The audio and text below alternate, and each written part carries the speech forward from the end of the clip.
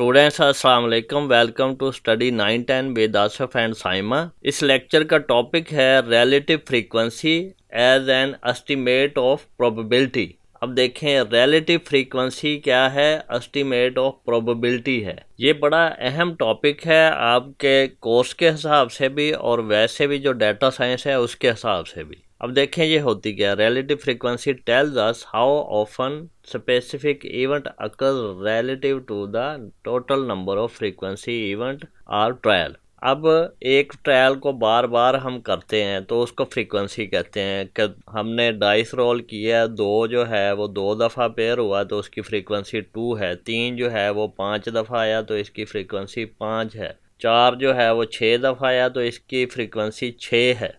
अब जो total frequency है वो कोई एक इवेंट जो है वो उसके हिसाब से कितने % हो रहा है या कितना हो रहा है उसको कैलकुलेट करना है, उसको कहते हैं relative frequency. It is calculated by the following method. Method क्या है, एक फार्मूला है। Relative frequency frequency of specific event, एक इवेंट की फ्रीक्वेंसी, यानी कि अगर हम कहते हैं कि 2 जो है कितनी दफ़ा पेयर हुआ, अगर 10 दफ़ा हमने डाइस को रोल किया है तो वो होगा स्पेसिफिक इवेंट उसकी फ्रीक्वेंसी। 2 अगर 5 दफ़ा आया तो उसकी फ्रीक्वेंसी 5 है। 2 अगर 3 दफ़ा आया तो उसकी फ्रीक्वेंसी 3 है। तो टोटल फ्रीक्वेंसी क्या है, जितनी दफ़ा हमने डाइस को रोल किया है। अब इसको लिखते क्या है, एक्स को हम स्पेसिफिक इवेंट की फ्रीक्वेंसी के रिप्रेजेंट करने के लिए यूज़ करते हैं, एन को टोटल, और एन क्या है, सम ऑफ टोटल फ्रीक्वेंसीज।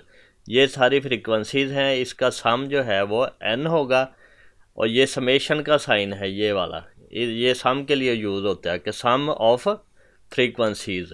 अब यहाँ पे देखें, find the relative frequency of given data. अब इस डाटा की रिलेटिव फ्रीक्वेंसी फाइंड करनी है। सबसे पहले क्या करेंगे, इस सारी फ्रीक्वेंसी को ऐड करेंगे। ये जितने भी नंबर हैं इनको ऐड कर लेंगे।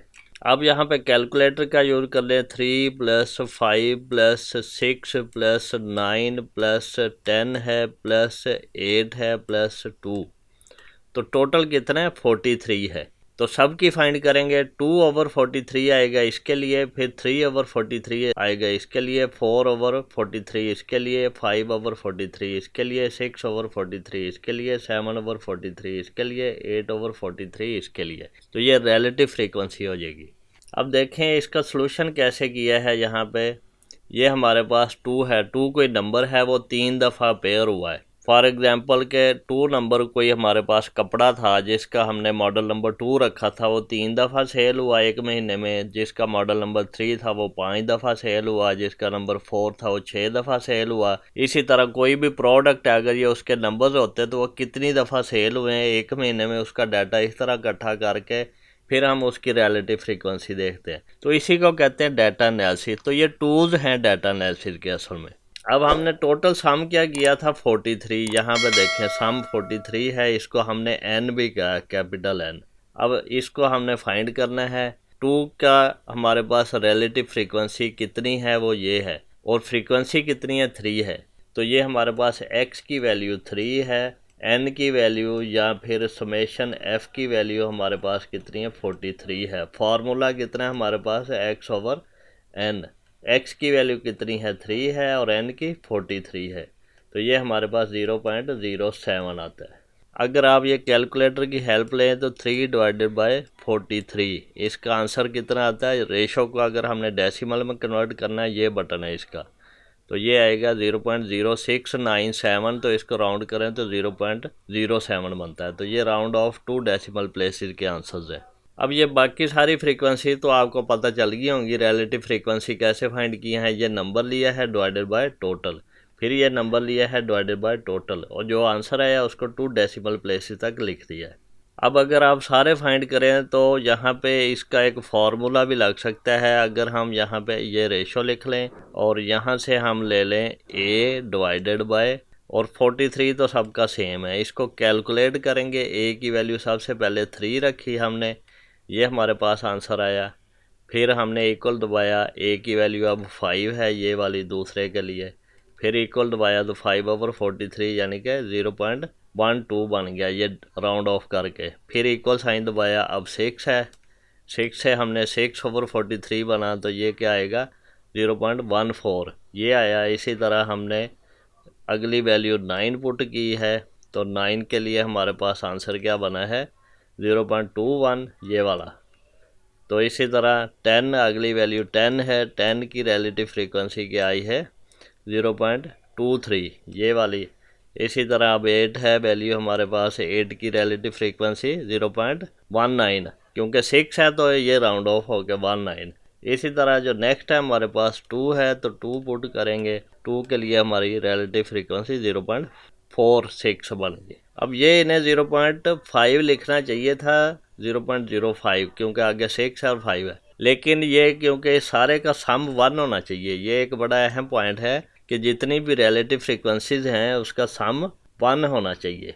तो ये भी हम चेक कर लेते हैं है या नहीं। 0.07 है, फिर प्लस 0.12 है, 0 पहले लिखें पॉइंट के या ना लिखें ये कैलकुलेटर पे कोई असर नहीं होगा। फिर 0.14 है, फिर 0.21 है, फिर 0.23 है, फिर 0.19 है, फिर 0.04 है।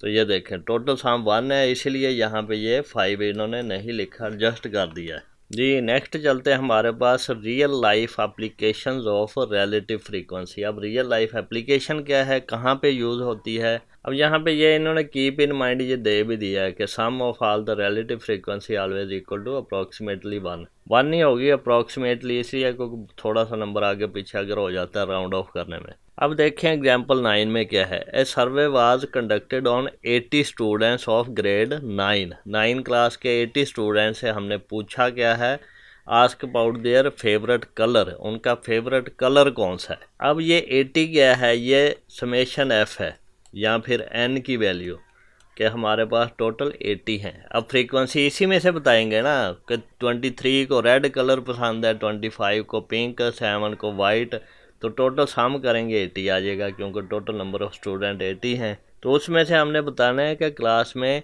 रिलेटिव फ्रीक्वेंसी ये बताएगी कि कितने % लोगों को रेड कलर पसंद है, कितने % को पिंक पसंद है। ये चीज़ यहाँ से पता चलती है, रिलेटिव फ्रीक्वेंसी ये होती है। ये एक छोटी सी एग्जांपल है, इसके अलावा भी कई एग्जांपल्स हो सकती हैं।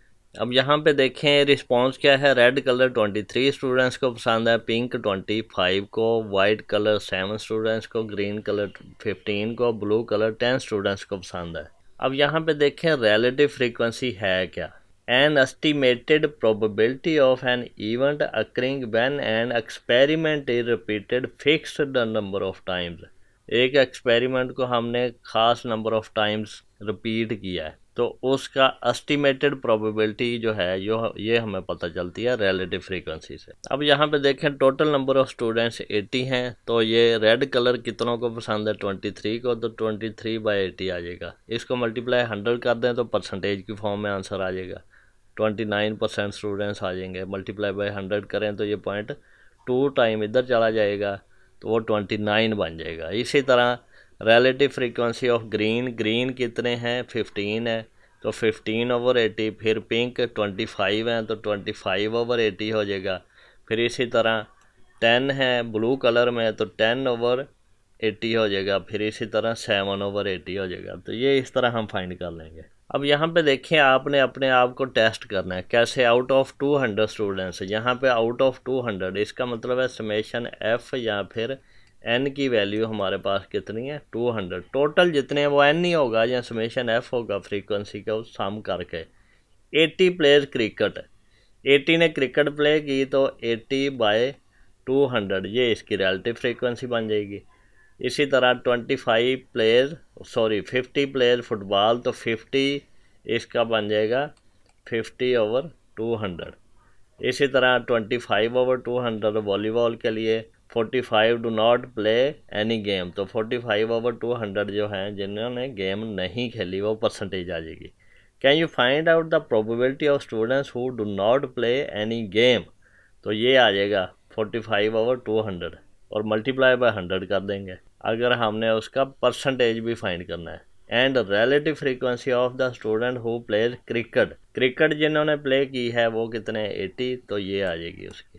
तो ये बड़ा मज़े का और बड़ा आसान सा टॉपिक है, लेकिन बड़ा टेक्निकल है और बहुत जगह पे ये यूज़ होता है। अगर आपने अच्छी फील्ड में जाना है, यानी कि डाटा एनालिसिस, डाटा एनालिटिक्स या इस तरह की, या मार्केटिंग की फील्ड में, तो वहाँ पे ये टूल्स यूज़ होने हैं जी। एग्जाम्पल नंबर 10 पे चलते हैं। Abdulrahman obtained different marks in different subjects out of 100। अब हमारे पास टोटल कितने 100 मार्क्स हैं। The detail is as under, नीचे डिटेल दी हुई है, सब्जेक्ट हैं और उसके नंबर्स हैं। Find the relative frequency of above data, इस डाटा की रिलेटिव फ्रीक्वेंसी फाइंड करें। तो वो कैसे फाइंड होगी, इस सारे का सम कर लें और हर किसी को सम से डिवाइड कर दें। तो यहाँ पे देखें क्या किया है, उर्दू में 75 मार्क्स हैं, इंग्लिश में 80 हैं, इस्लामियात में 72 हैं, मैथमेटिक्स में 95 हैं, साइंस में 81 है, कंप्यूटर में 85 है। तो टोटल नंबर जो उसने लिए हैं वो 488 है। और हर सब्जेक्ट में उसकी रिलेटिव फ्रीक्वेंसी क्या बनेगी, उस नंबर्स को हमने डिवाइड कर देना है टोटल जितने नंबर उसने ऑब्टेन किए। तो इसी तरह सब में 80/488 कर दिया, 72/48। तो सिंपल एक फार्मूला बन गया कि हमने हर वैल्यू को उसके टोटल से डिवाइड करना है तो उसकी रिलेटिव फ्रीक्वेंसी निकल आएगी जी। नेक्स्ट हम चलते हैं एक्सपेक्टेड फ्रीक्वेंसी। अब देखें नाम से ही ज़ाहिर है एक्सपेक्टेड, यानी कि कोई अंदाज़ा लगाना है। तो रिलेटिव फ्रीक्वेंसी एक्चुअल वैल्यू है, और जो हमने इसका थ्योरेटिकल कैलकुलेशन करनी है उसको कहेंगे एक्सपेक्टेड वैल्यू, जो अप्रॉक्सीमेट होगी रिलेटिव फ्रीक्वेंसी के जी। ये बड़ा इसको अंडरस्टैंड करना अहम टॉपिक है। ये आगे चल के मैं इसको आपको डिटेल से समझाऊंगा कि इन दोनों में क्या फ़र्क है, रिलेटिव फ्रीक्वेंसी और एक्सपेक्टेड फ्रीक्वेंसी। ये असल में है सिमिलर ही हैं, मिलते जुलते हैं, करीब करीब आते हैं, लेकिन एक थ्योरेटिकल वैल्यू है और एक एक्चुअल वैल्यू है। Expected frequency is measure that estimate how often an event should be occurred depending on probability।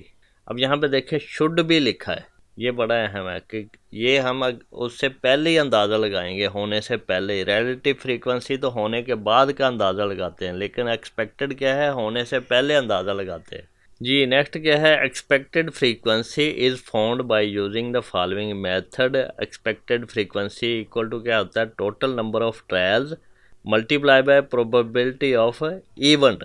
Event एक की प्रोबेबिलिटी को टोटल नंबर ऑफ ट्रायल से मल्टीप्लाई कर देना। यानी कि एक हमने डाइस रोल की है, उसके ऊपर 2 आ रहा है, उसकी प्रोबेबिलिटी क्या है, और हमने इसको 100 दफ़ा रोल किया है, तो वो 100 दफ़ा करना n है, और जो एक दफ़ा किया है उसका जो 2 आ रहा है वो एक इवेंट है, और उसकी प्रोबेबिलिटी फाइंड करके हमने टोटल नंबर ऑफ ट्रायल जितनी दफ़ा करेंगे उससे मल्टीप्लाई कर देना है। अब यहाँ पे देखें, 6 fair dice are rolled 50 times. अब 6 फेयर डाइस हैं। फेयर का मतलब होता है कि उसमें बाइसनेस नहीं है कि जब हम उसको फेंकेंगे तो हर नंबर के आने के इक्वल चांस होते हैं, वो फेयर डाइस होती है। और वो 6 हैं, 6 फेयर डाइस हैं, उसको 50 टाइम्स हमने रोल किया है। यानी कि 6 डाइस को हमने एक दफ़ा फेंका है, वो 6 डिफरेंट नंबर आएंगे, फिर दूसरी दफ़ा फेंका है, फिर तीसरी दफ़ा फेंका है, इस तरह फेंकते गए, वो 50 टाइम फेंका है। The probability of occurrence of different number of sixes are given below। अब क्या है कि 6 हर दफ़ा रोल करने से कितनी दफ़ा आया है उसकी प्रोबेबिलिटी क्या है वो बताई गई है कि 06 आया, उसकी 0.09 प्रोबेबिलिटी थी। एक दफ़ा 6 आया है तो वो 0.10 प्रोबेबिलिटी थी। इसी तरह 6 6 आए हैं, जब हमने फेंका तो 6 के 6 6 हैं। यहाँ पे 5 का मतलब है कि जब हमने फेंका तो 5 6 हैं, कोई एक पे डिफरेंट नंबर है। इसी तरह यहाँ पे देखें तो 4 6 हैं, तो और बाकी 2 पे कोई डिफरेंट नंबर है। इसी तरह 3 देखें तो 3 6 हैं उस पे, और बाकी सारे डिफरेंट नंबर हैं। तो उसकी प्रोबेबिलिटी बताई गई है कि 6 जो है वो नंबर ऑफ 6 कितनी दफ़ा आए हैं, उसकी प्रोबेबिलिटी क्या है। कि एक भी दफ़ा 6 नहीं आया फेंकने से, वो उसकी प्रोबेबिलिटी ये है। एक न किसी डाइस पे 6 है, बाकी पे 6 नहीं है, उसकी प्रोबेबिलिटी ये है। इसी तरह 2 डाइसेस पे 6 है, उनकी प्रोबेबिलिटी ये है। तो ये इस तरह दिया गया है। फाइंड हमने क्या करना है, find the expected frequency of the following data. इसकी एक्सपेक्टेड फ्रीक्वेंसी फाइंड करनी है। Find the expected frequency of occurrence of each 6। हर 6 की एक्सपेक्टेड फ्रीक्वेंसी कैसे फाइंड करेंगे, जो हमारे पास एक की प्रोबेबिलिटी है उसको टोटल नंबर ऑफ ट्रायल से मल्टीप्लाई कर देना है। क्योंकि हमने 50 टाइम्स इसको रोल किया है तो 50 से मल्टीप्लाई करेंगे और इसकी प्रोबेबिलिटी 06 आने की कितनी है 0.09, तो इन दोनों को मल्टीप्लाई करके 4.5 आंसर आता है। इसी तरह सब की प्रोबेबिलिटी को हम मल्टीप्लाई कर देंगे तो ये हमारे पास एक्सपेक्टेड फ्रीक्वेंसी वैल्यू आ जाएगी। अब यहाँ पे देखें, ये हमारे पास जो वैल्यू है ये अंदाज़न वैल्यू है, एक्सपेक्टेड फ्रीक्वेंसी है। अगर हम इसकी रियलिटिव फ्रीक्वेंसी की बात करें तो हमने 50 टाइम डाइस को रोल कर दिया है और उसमें हर ज़ीरो कितनी दफ़ा आया है उसकी यहाँ पे फ्रीक्वेंसी आ जाएगी और वो फ्रीक्वेंसी और डिवाइडेड बाय टोटल फ्रीक्वेंसीज का सम जो है वो आ जाएगी हमारे पास रिलेटिव फ्रीक्वेंसी, और वो इस नंबर के करीब करीब होगी। ये दोनों जो हैं ये अप्रॉक्सीमेट वैल्यू है और वो एक्चुअल वैल्यू है जो डाइस को रोल करके उसकी फ्रीक्वेंसी नोट करके आती है। ये हमने डाइस रोल करने से पहले ही फाइंड किया है कि कितने चांसेस हैं, कितनी उम्मीद है कि ज़ीरो जो है वो 6 हर डाइस पे आएगा, यानी कि किसी भी डाइस पे 6 ना आए उसके कितने चांस हैं। लेकिन रिलेटिव फ्रीक्वेंसी में तो एग्जैक्टली पता चल जाएगा कि क्योंकि वो हमने करके देखा था, उसकी फ्रीक्वेंसी नोट की थी। इसमें हमने प्रोबेबिलिटी नोट की है। जी आगे चलते हैं, real life application on expected frequency.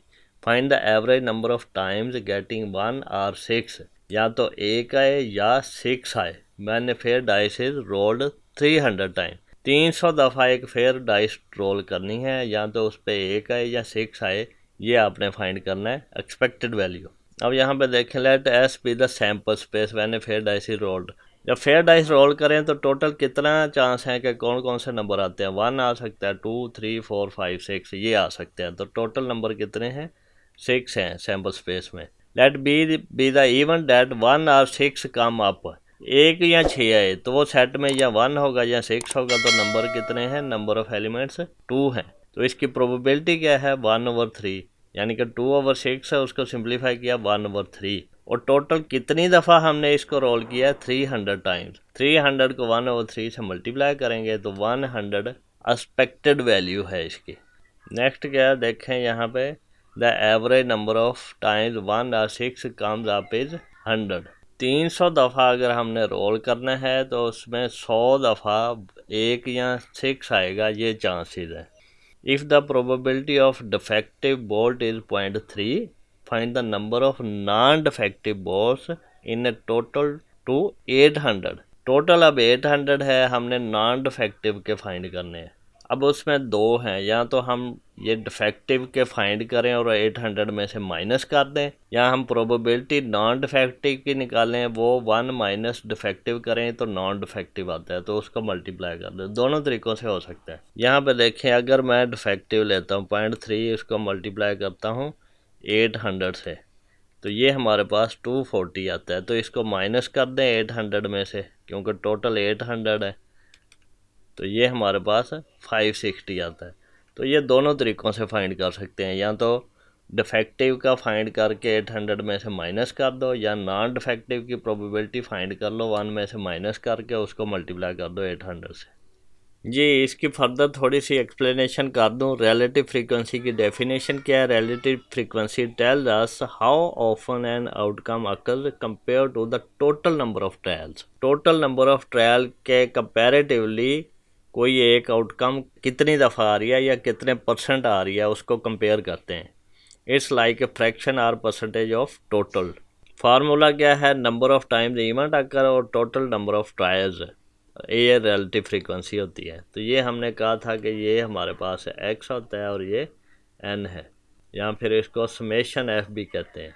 अब देखें, आपके पास एक डाइस है, उसको आपने 20 टाइम्स रोल किया है और इसमें आपने जो 4 नंबर है वो आपने 5 टाइम्स हासिल किया है। यानी कि 20 दफ़ा जब हमने लूडो का दाना या मनका इसको कहते हैं या डाइस कहते हैं, डाइस हमने फेंकी तो 4 नंबर जो है वो 5 दफ़ा हमारे पास आया है। तो अब इसकी रिलेटिव फ्रीक्वेंसी क्या होगी, रिलेटिव फ्रीक्वेंसी होगी 4 नंबर की 5/20, क्योंकि 5 हमारे पास दफ़ा आया है और 20 टोटल थे। तो ये क्या आएगा 1/4 या फिर 0.25, या फिर इसको लिखेंगे 25%।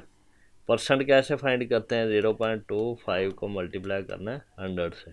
एक और एग्जांपल है हमारे पास, 100 students were asked their favourite fruit. 100 students हमने उसका फेवरेट फ्रूट पूछा है। 40 ने कहा मैंगो है, 30 ने कहा एप्पल है, 20 ने कहा बनाना है, 10 ने कहा ऑरेंज है। इसकी रिलेटिव फ्रीक्वेंसी फाइंड करनी है मैंगो की।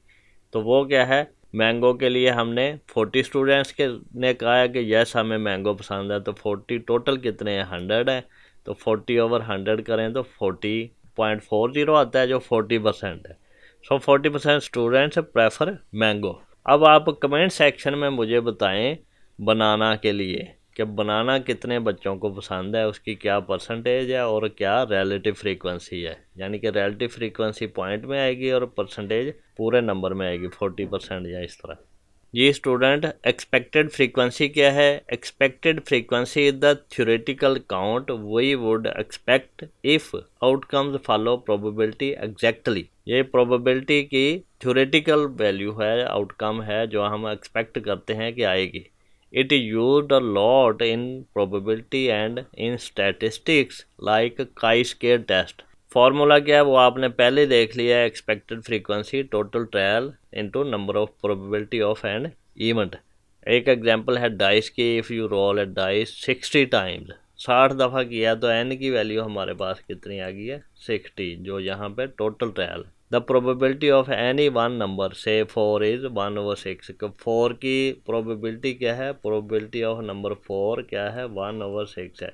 अब इसकी एक्सपेक्टेड वैल्यू क्या होगी, हम 60 को 1/6 से मल्टीप्लाई कर देंगे, n को हम मल्टीप्लाई करेंगे प्रोबेबिलिटी से, तो वो क्या आ जाएगा, 10।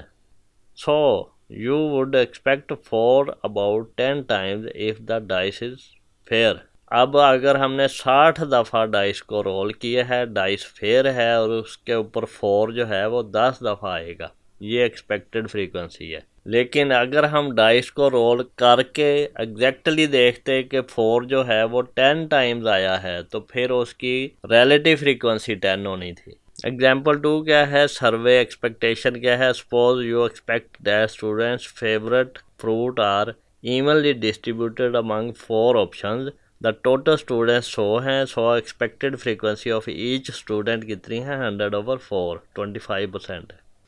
If the actual survey shows mango 40, apple 30, banana 20, orange 10, these are observed. ये ऑब्जर्व हैं और ये एक्सपेक्टेड है, ये थ्योरेटिकल है और ये एक्चुअल है। फ्रीक्वेंसीज क्या होती हैं, but the theoretically if all choices were equally likely each should have 25 is equal to expected frequency. अगर तो सारे 25-25 ही कहते हैं, ये भी कहता है ये 25 है, ये भी 25 है, ये भी 25 है, ये भी 25 है, फिर ये एक्सपेक्टेड है। लेकिन एक्चुअल डिफरेंट है, एक्सपेक्टेड डिफरेंट है। जी स्टूडेंट्स, आप यहाँ पे देखें इनका फ़र्क क्या है। रिलेटिव फ्रीक्वेंसी क्या होती है, व्हाट एक्चुअली हैपेंड, असल में क्या हुआ है in your experiment, ratio of occurrence है। और एक्सपेक्टेड क्या है, what you predict would happen based on probability or assumption. ये हम प्रोबेबिलिटी के बेस पे प्रिडिक्ट करते हैं कि ये होगा, और यहाँ पे क्या है वो हुआ होता है, एक्चुअल में हुआ होता है। ये इतना फ़र्क है इसमें, ये हमारे पास कैलकुलेटेड वैल्यू है, ये एक्चुअल वैल्यू है। जी स्टूडेंट्स, अब इन 2 एग्जांपल्स पे आपने गौर करना है। You flip a coin 100 time, आपने 100 दफ़ा एक कॉइन को फ्लिप किया है। गेट हेड्स 53 टाइम, 53 टाइम्स आपका हेड आया है, तो रिलेटिव फ्रीक्वेंसी ऑफ हेड्स कितनी होगी, 53/100। जितनी दफ़ा आई है डिवाइड कर देना 100 से, तो 0.53 या 53% है। This number came from actual observation not theory. ये असल में हमने किया है, फ्लिप किया है 100 दफ़ा, कॉइन हमने फेंका है 100 दफ़ा और उसमें 53 टाइम्स हेड आया है। लेकिन यहाँ पे देखें, for the coin probability of head कितनी है, यहाँ पे देखें ये प्रोबेबिलिटी है, कैलकुलेटेड वैल्यू है। So if you flip it 100 times, expected frequency of heads, अगर आप इसको प्रोबेबिलिटी एक की हमें पता है, बाकी हमने ये करके नहीं देखा, हमने कहा अगर 100 दफ़ा इसको करें तो क्या चांस है, क्या एक्सपेक्टेशन है कि ये हेड इसका आए, कितनी दफ़ा आएगा, वो क्या चांस है। तो 100 को हम 0.5 से मल्टीप्लाई कर देंगे तो ये 50 आ गया, this is mathematical expectation not what you actually got. असल में कितना हुआ है वो नहीं है, ये मैथमेटिकल एक्सपेक्टेशन है, थ्योरी है। असल में तो डिफरेंट हो सकता है, या तो 47 टाइम भी आ सकता है, 53 टाइम भी आ सकता है, ज़्यादा कम हो सकते हैं, लेकिन ये एक्सपेक्टेड वैल्यू जो है ये उसके करीब करीब ही आएगी। रिलेटिव फ्रीक्वेंसी की या एक्सपेक्टेड फ्रीक्वेंसी की वैल्यूज़ करीब करीब आएंगी। ये थ्योरेटिकल है, ये एक्चुअल है। अब देखें इसकी एग्जांपल एक सिंपल मैं देता हूँ कि अगर आपका दोस्त कहे कि कोई हम कॉइन फेंकते हैं कि वो 50% चांस है कि उसके ऊपर जो हेड आएगा, ये हाफ हाफ है, तो यानी 100 दफ़ा फेंके तो 50 दफ़ा हेड आएगा, ये आपका दोस्त कह रहा है, ये एक्सपेक्टेड वैल्यू है।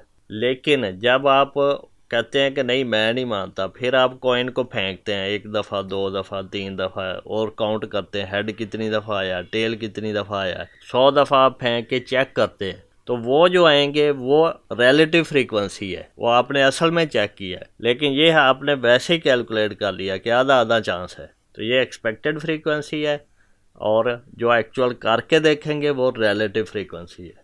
वीडियो पसंद आए तो वीडियो को लाइक और शेयर करें, चैनल को सब्सक्राइब करके बेल आइकन पर ज़रूर क्लिक कर दें ताकि जब भी नई वीडियो अपलोड की जाए तो उसका नोटिफिकेशन आपको मिल जाए।